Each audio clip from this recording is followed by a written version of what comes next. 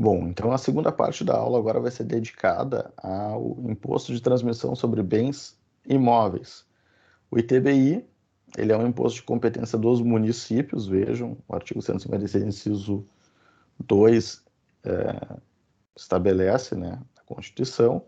O artigo 35, em alguma medida, ele ajuda o ITBI, porque, como eu falei, né, o CTN era de 76, 66, ele não tinha essa distinção como há hoje, né, de ITBI e TCD, então ele tratava de um único imposto, e essas disposições, em alguma medida, servem para o ITBI também.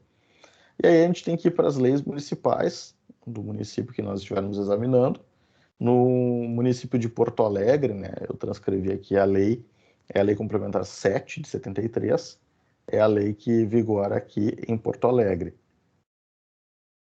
E o que vai ser tributado?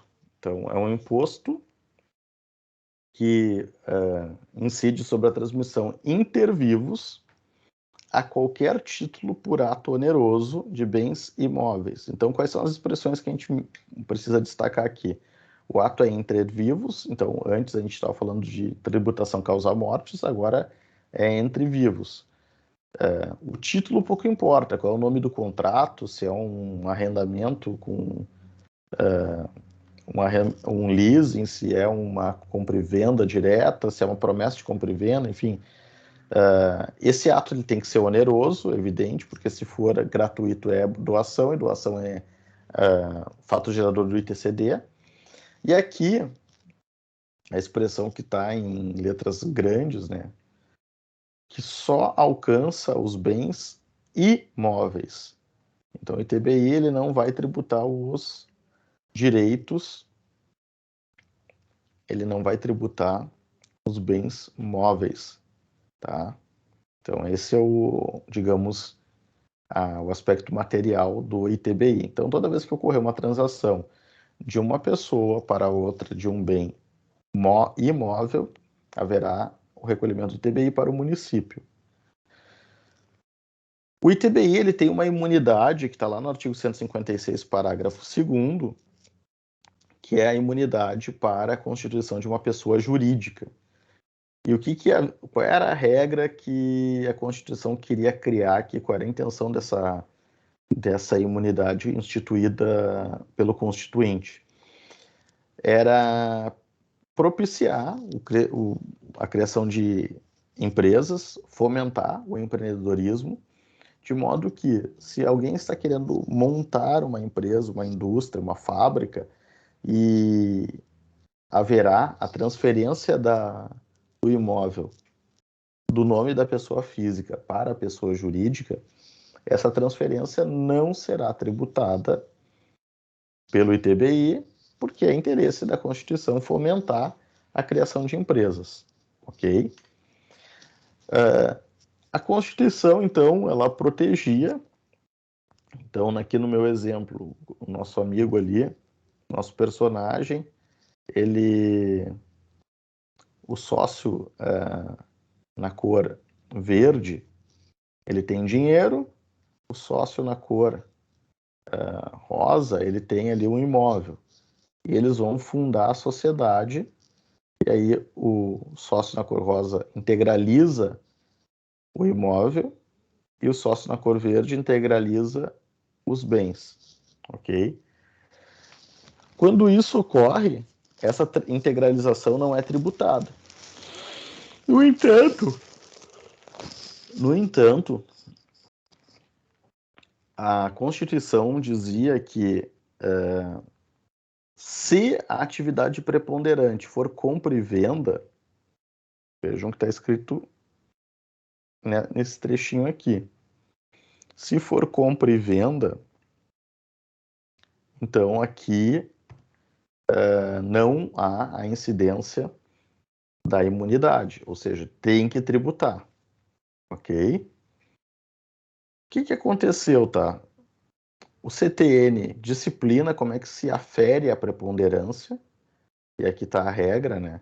Então, é preponderante se 50% ou mais da receita nos últimos 2 anos for decorrente de transações com bens imóveis. atividade imobiliária. Se a receita imobiliária for 50% ou mais, ela é preponderante, logo não tem imunidade.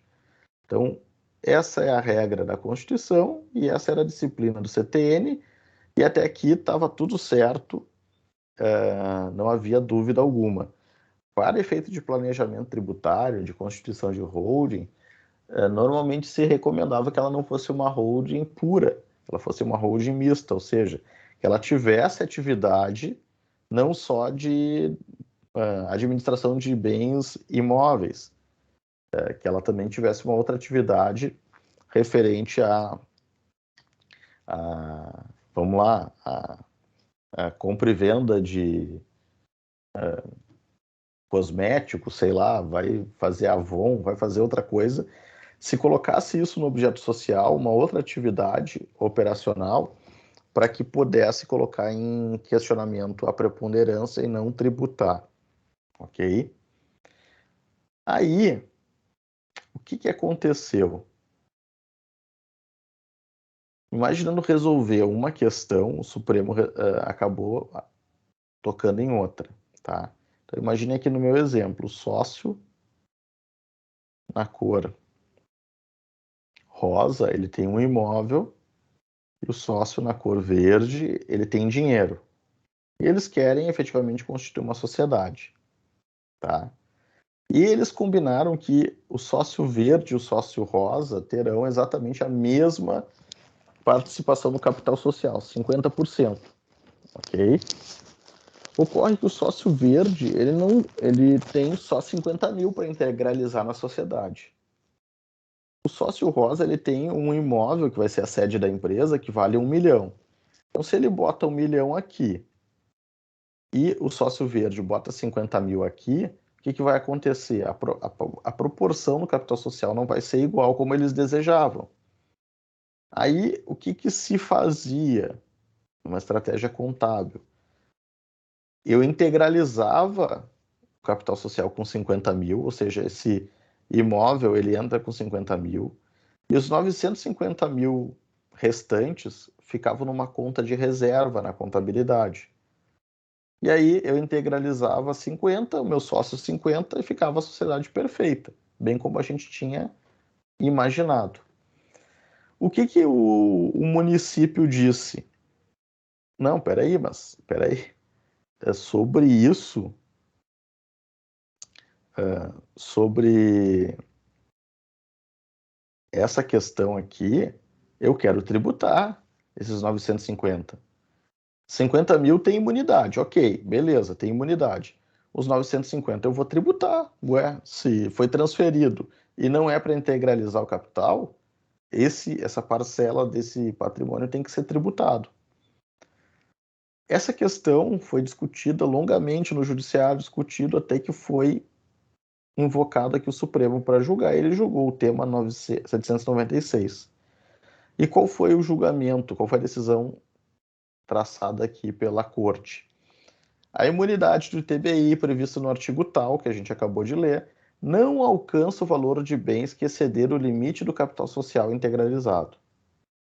Então, o que o tema 796 está dizendo? Os 950 mil que não foram integralizados deve ser tributado pelo ITBI. Ok? Então, esse foi o julgamento do Supremo. No entanto, o Supremo ele vai lá, no voto do ministro Alexandre de Moraes, ele que é o relator, ele pega e diz o seguinte, olha, a imunidade, aquela condição da atividade preponderante, ela só vale para a partezinha aqui em vermelho. Então, nem sobre transmissão de bens e direitos decorrentes de fusão, incorporação, cisão e extinção da pessoa jurídica. Salvo nesses casos, então o Alexandre de Moraes está dizendo, quando ele diz salvo nesses casos, ele está dizendo nessa última parte, em vermelho, que aí vai se avaliar a atividade preponderante. Então, o Supremo, ele julgou, a decisão do tema 796 parece ser desfavorável ao contribuinte, porque ela diz que tem que tributar aquilo que exceder. Só que, na verdade, esse trechinho aqui ele é extremamente favorável, porque ele acaba com a discussão da preponderância na grande maioria dos casos de planejamento tributário. Eu posso ter uma holding, sim, na visão do Supremo, nesse precedente, integralizar os bens com os imóveis nessa holding, e eu não preciso pagar ITBI nessa operação, salvo, vejam o que está escrito aqui, se depois disso eu fizer uma fusão, uma incorporação, uma extinção, aí sim eu vou avaliar a atividade preponderante, e se a atividade preponderante for imobiliária, lamentavelmente haverá incidência. Tá? Então, esse é o tema 796. E agora o aspecto espacial, onde é que tem que ser tributado, né? Diz a Constituição que é o município de situação do bem, então onde está matriculado, onde está escrito na matrícula de registro de imóveis, o endereço da propriedade é ali que eu vou tributar. E o Supremo Tribunal Federal também julgou o tema 1124, que é bem importante aqui, eu vou destacar, para definir o momento da ocorrência do fato gerador. Então, a transmissão do imóvel, no direito brasileiro, ele tem que ocorrer com essa formalidade.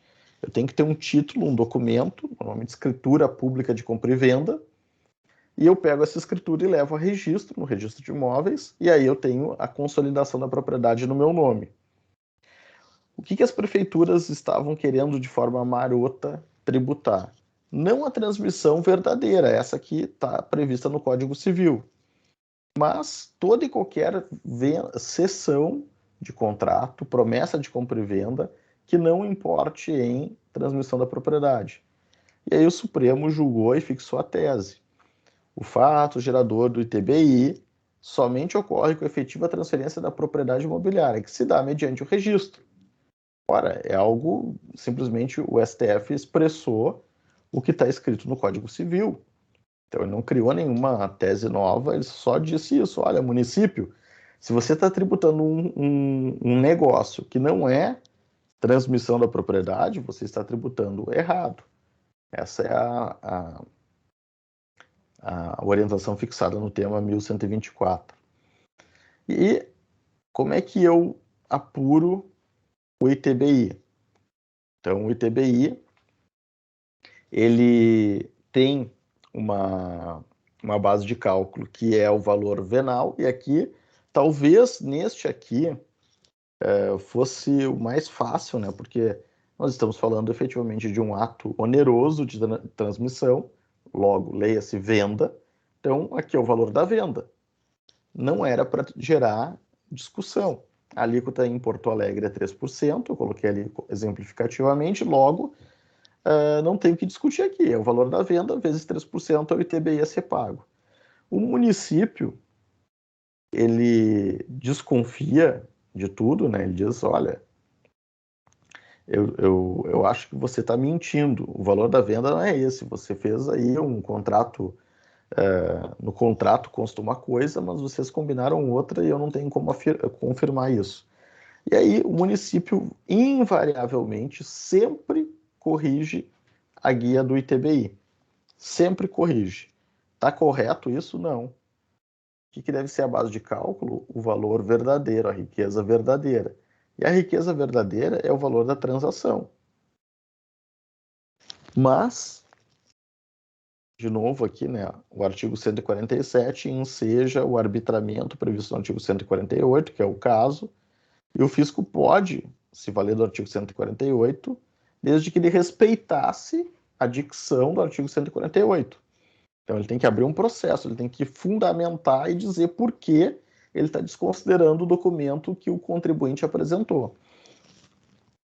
No entanto, não é o que acontece na prática. Na prática, você vai fazer uma compra e venda, você botou na escritura o valor da compra, o valor que você está pagando para o vendedor, a guia vai para o município, volta do município com um valor diferente. Sempre para mais, é evidente, né? Sempre para mais. Então, aqui de novo, né? Comporta avaliação contraditória, Então, o contribuinte ele pode questionar isso na via administrativa, devendo mostrar minimamente razoabilidade no que ele está alegando, né? Então, ele tem que trazer algum documento, algum tipo de avaliação de algum perito, um avaliador de imóveis, para dizer que o valor está incorreto. Eu coloquei aqui um asterisco, né? Pode usar a planta do IPTU para a referência aqui do ITBI? Pode.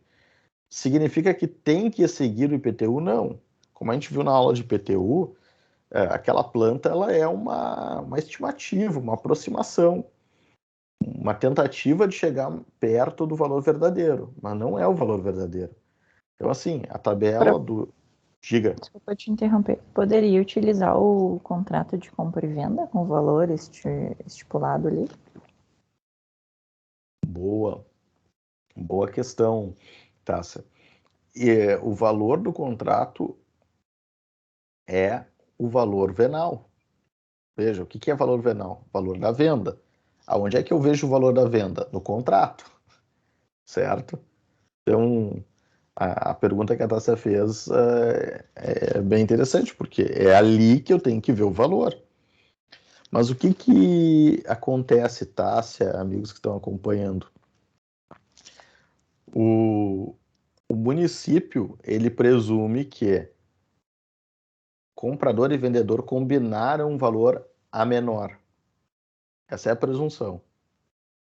Eles combinaram. E eles sempre combinam. Essa é a presunção da fiscalização. Presume má fé sempre. Má fé sempre. A má fé é presumida sempre. Então, como sempre as pessoas combinam um valor menor, eu sempre vou poder mudar o valor que foi atribuído. Então, isso é o que acontece na prática. O que é extremamente equivocado, né? Não é correto fazer isso. O valor venal é o valor da venda, e que é a coisa mais escandalosa para mim. Para mim, a coisa mais escandalosa em termos de TBI é quando o adquirente, o comprador, ele adquiriu o bem num leilão judicial. Eu vou lá no leilão e, ora, se eu fui no leilão é porque eu queria comprar o bem mais barato, né? Normalmente as pessoas que vão a leilão esperam pagar menos do que vale o bem. E eu fui lá e realmente comprei o bem por um valor mais barato, mas esse é o valor da venda, não tem outro valor, é o valor que eu dei em juízo. E se, pelo amor de Deus, né, se eu estou em conluio com um juiz, então aqui tem um caso para sair no Fantástico, lá na capa da Veja. Então, não é, né? Não é isso que acontece. Via de regra, as pessoas que compram em leilão são os valores que elas ofereceram lá como lance. Foi homologada a venda, o juiz expede uma carta de arrematação e o valor venal é o valor que está na carta de arrematação expedida pelo juiz. Qual não é a surpresa que o fisco municipal diz, não, mas espera aí, esse imóvel ele vale muito mais. Não pode tributar pelo valor que tu pagou no leilão. Sim, mas se não fosse assim, eu não teria comprado. E talvez, quiçá, o sujeito ele não tem o dinheiro do valor verdadeiro, né? Ele tem, então assim, o que é a base de cálculo de todo e qualquer tributo, meus amigos? É o valor da riqueza que a pessoa ostenta. Essa riqueza que eu paguei no leilão, eu tenho. Esse dinheiro eu tenho, dei lá para o juiz o dinheiro, depositei em juízo, esse dinheiro eu tenho. O que o fiscal imaginou, eu não tenho. Esse dinheiro não é verdadeiro. Mas, enfim, aqui tem muita discussão, muito absurdo em termos de TBI. Tá? O Supremo tem essa súmula aqui, o enunciado da súmula 656, que diz que é inconstitucional as alíquotas progressivas do ITBI. Em Porto Alegre não tem progressividade, é só uma, é 3%, mas é importante trazer ela, né, porque a gente viu na aula do ITCD que o STF mudou a posição, essa súmula é bem antiga, ele não mudou em relação ao ITBI ainda, essa súmula não foi revogada, ela está em vigor. Então, assim, será que se for chamado, se ele for questionado, ele vai manter a orientação do ITCD ou ele vai manter a orientação da súmula? Me parece que é a orientação do ITCD, a posição dessa composição do STF vigente, tá? Falei do lançamento por declaração, e aí, para finalizar a aula de hoje, quem é que recolhe o ITCD, o ITBI, tá? O município tem a prerrogativa de definir. É o único imposto de todos que nós estudamos que tem uma carta em branco para o município. Normalmente, todos os outros tributos, a Constituição mais ou menos já diz, né? É o comprador, é o vendedor, é o locador, é o arrematante. Ele diz mais ou menos quem é o contribuinte. Aqui não tem nenhuma pista, tá?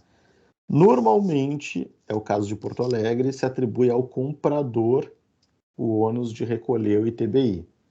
Podem as partes combinar de forma diversa? Posso eu combinar com o vendedor? Olha, seguinte, para mim o ITBI fica muito caro, tem como tu assumir o ITBI? E aí a gente ajusta o preço ali da compra e venda? Pode combinar, não tem problema nenhum. Só que eu sempre invoco aqui o artigo 123 do CTN. Esta combinação não é oponível à fazenda pública. Então, a fazenda vai cobrar de quem? De quem está na lei, que é o comprador. Então, não se pode acreditar que essa combinação seja oponível à fazenda. Certo? Alguma dúvida aqui, pessoal? Perguntas sobre ITCD e ITBI? Não, professor, tudo certo. Bom, então, a partir de agora vocês estão formados, né, em direito tributário material. Eu declaro vocês aqui formados. Vocês tiveram aí 2 semestres de direito tributário material comigo, sendo que o segundo semestre ele é bem intenso, né? São 2 aulas por semana, então é muita coisa, muita matéria. A partir da aula de hoje vocês estão aí formados nessa matéria. Vou parar aqui a gravação.